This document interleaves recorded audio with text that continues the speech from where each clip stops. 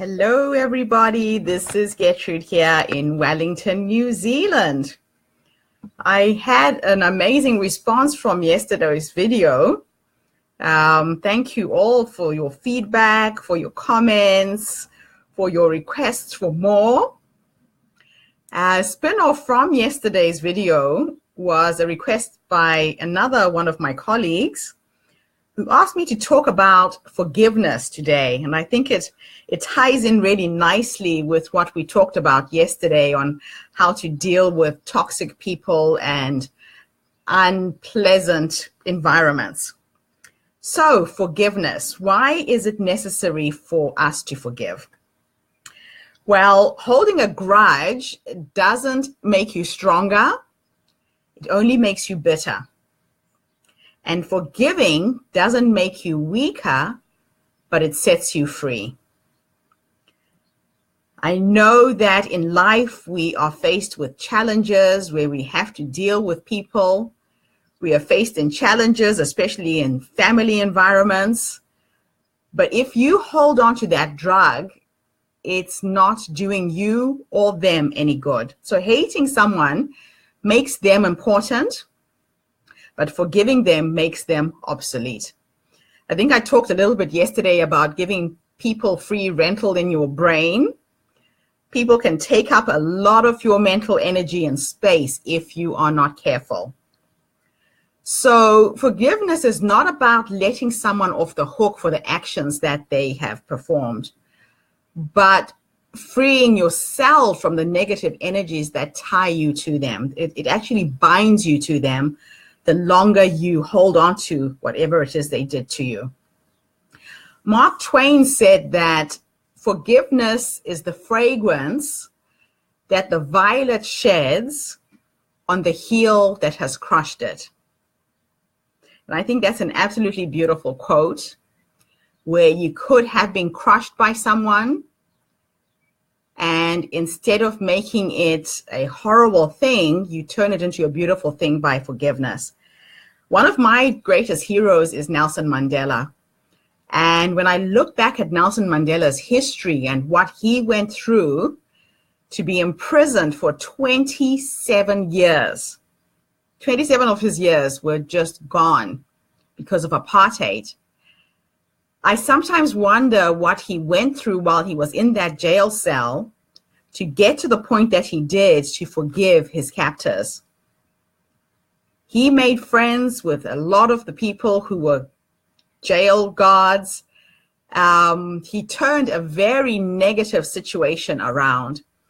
And he said that when a deep injury is done to us, we will never, ever heal unless we forgive.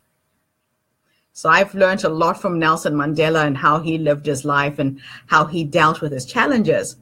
Another one of my heroes is Martin Luther King, who said, "Let no man pull you low enough for you to hate them." Hate is very venomous. It is bitter.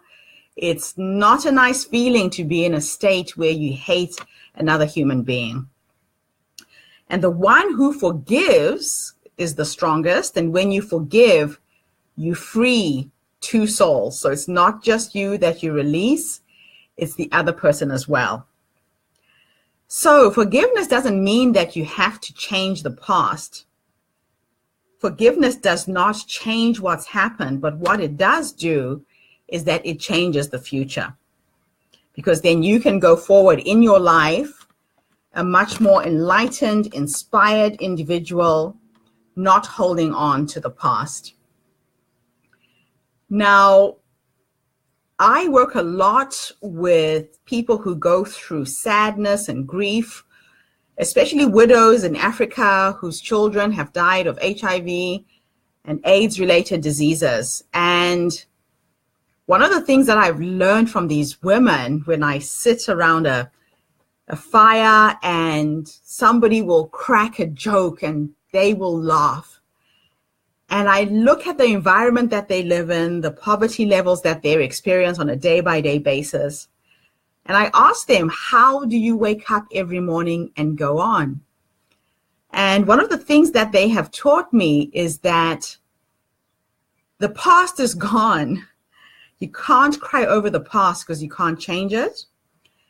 You can't stress about the future that may or may not come, but you have to live in the moment, just enjoying every single moment of your life, minute by minute, because there is only now.